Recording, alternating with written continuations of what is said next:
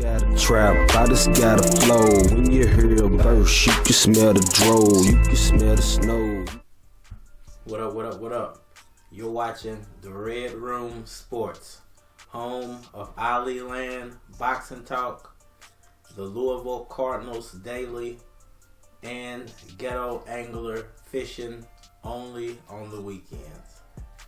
Alright, y'all, so I'm putting all of my favorite sporting topics together in one show, the Red Room Sports. Hope you guys enjoyed the new setup, man, and the new things I'm bringing to the channel.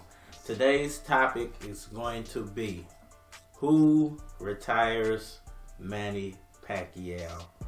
Crawford, Spence, or Lopez. Punch, and that's why he said to. Plus, I want to give a Louisville Cardinals update at the end of the show, man. So, gets it back, baseline jumper. No! Be mixing in a few different topics. I'm gonna hit the boxing talk first, hit the Cardinals at the end. All right, y'all. So, who has the best opportunity to retire the legend Manny Pacquiao? Is it Teoefimo Lopez, Errol Spence Jr., or Terence Bud Crawford? And I want to break these down fighter by fighter and why I feel like one guy has the best shot, if any shot, at retiring Manny Pacquiao. Now I'm going to start off with Teoefimo Lopez. I'm going to share the screen for you guys so you guys can follow along. But I'm just checking out Box Rec, and I just want to check everybody's record, see how long they've been fighting and stuff like that. So Teoefimo Lopez, 16-0 with 12 KOs. Started fighting in 2016. Is currently active in 2021. He's the World Boxing Association Super World Lightweight title holder, the International Boxing Federation World Lightweight title holder, the World Boxing Organization World title holder. And I believe there's one more belt out there. I thought he was the undisputed, but he's not. He's the unified champion, but he's not undisputed. He is orthodox. He is 23 years of age, 5'8" with a 68-inch reach. Now, when you check out his record, you know, his win record, because he doesn't have any losses yet, there's one glaring thing that stands out, and that is the lack of notable names on Teoefimo Lopez's boxing record. So I think that the fact that he only has Vasil Lomachenko to hang his hat on, which he did get all of Vasil's titles, made Vasil look bad, sent him home with his lip hanging out, and he walked off with Vasil's girl and all his titles. But, you know, only Vasil Lomachenko can Teoefimo Lopez hang his hat on as a big fight. And it wasn't really a humongous, you know, only Pacquiao and Mayweather do certain types of numbers. So this wasn't a humongous pay-per-view, but it was a big fight in the eyes of the boxing world. And Teoefimo Lopez, he won, but I think because he's never had a fight on the level of superstardom like he would with a Manny Pacquiao, I think the atmosphere would overwhelm him, and then I think that would allow Pacquiao the opportunity to perhaps knock him out. You know, I think moving up in weight too, because I think Pacquiao will force him to come to 147 instead of him going down to 140. So I think him moving up and the spectacle surrounding the atmosphere of a Manny Pacquiao fight, because a lot of those guys don't expect the spectacle that goes along with a Manny Pacquiao fight, and it overwhelms a lot of these guys. So I think that would be the main thing that would hurt Teoefimo Lopez, and I think Pacquiao would beat him outright. Next up, I'm going to talk about Terence Bud Crawford. What are the chances of Terence Bud Crawford retiring Manny Pacquiao in 2021? According to Red Room Sports, this is all red. Your boy Carter Red's opinion, man. Terence Bud Crawford, 37-0 with 28 KOs, active since 2008, active through 2020. 33 years of age. He is a southpaw. He's 5'8" with a 74-inch reach. Now, one thing that you notice about Terence Crawford's record, when you scroll through his record, is once again the lack of notable names. Now, if you want to point out some guys that he's fought, like Victor Postol, you know, but Postol is not what he once was. He's fought Jeff Horn, Amir Khan, and Kell Brook. I say Kell Brook and Khan would be the biggest names on his set of wins. And then you got Jeff Horn, who he got a title belt from, who beat Manny Pacquiao. But I would say the Khan and Brook fight would be the bigger fights. And I think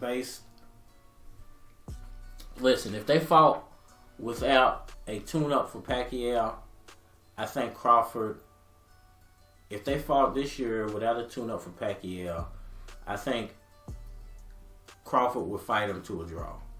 I think it would come down to a draw. I think Crawford would try to jump on him early and try to win the first few rounds on points, 4 or 5, 6 rounds on points.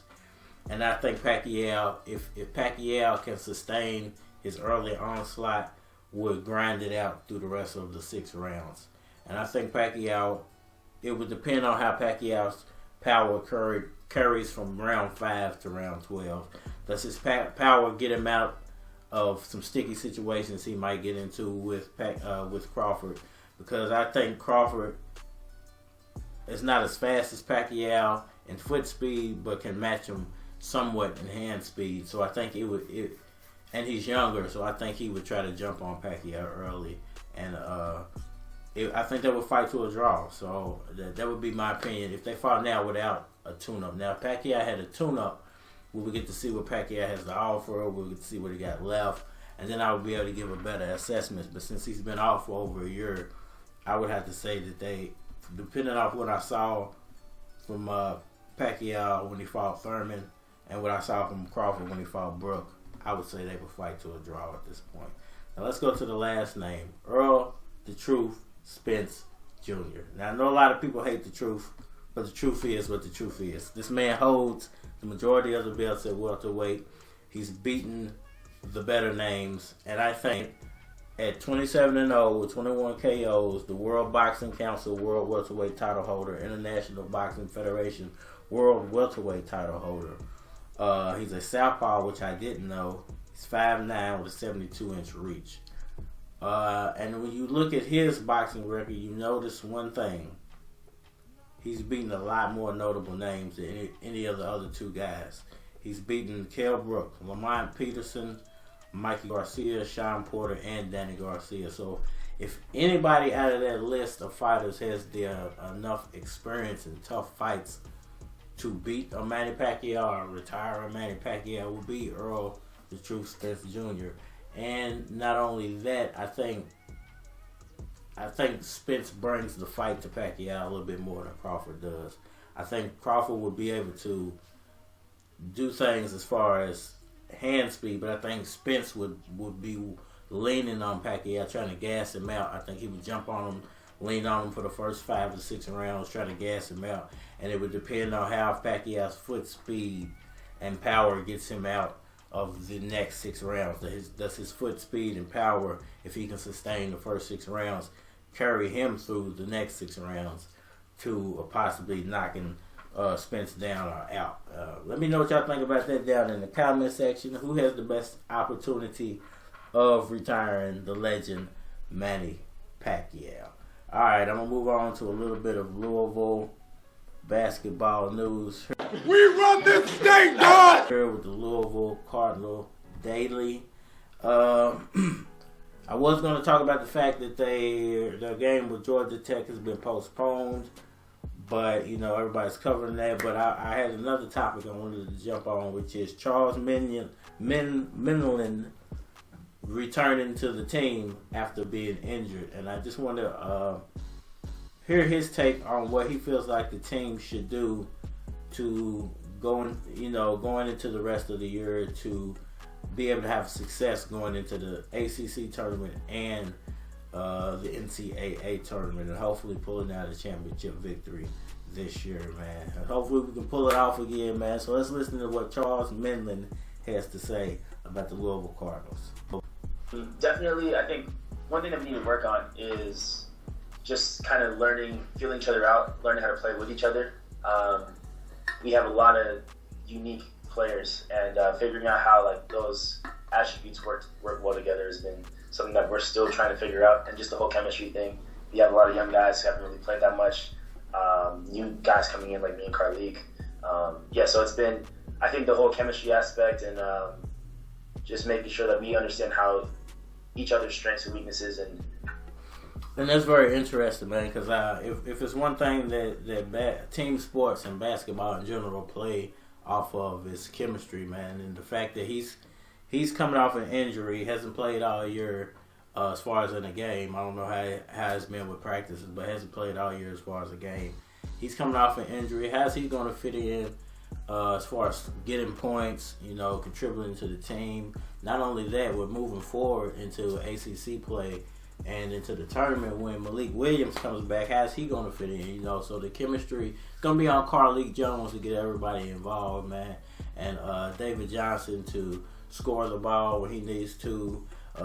Charles Minion to come in and play his role, and Malik Williams to do what he does, man. Hopefully he doesn't have another foot injury. Kind of derailed the last season. Not really the foot injury, but the foot injury. Then the pandemic in the world happened, so it kind of derailed the season, man. But I'm trying to jump back onto the basketball. Let me know what y'all think about that. Is chemistry and teamwork going to carry Louisville through the 2021 basketball season into the championship? But also, who's going to retire Manny Pacquiao, man?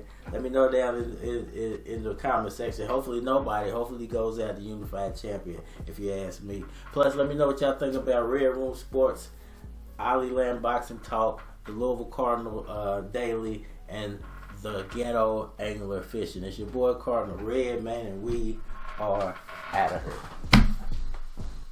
You an American, right? You an American, right? Where was Manny Pacquiao? Got a trap, I just got a flow. When you hear a burst, you can smell the dro, you can smell the snow.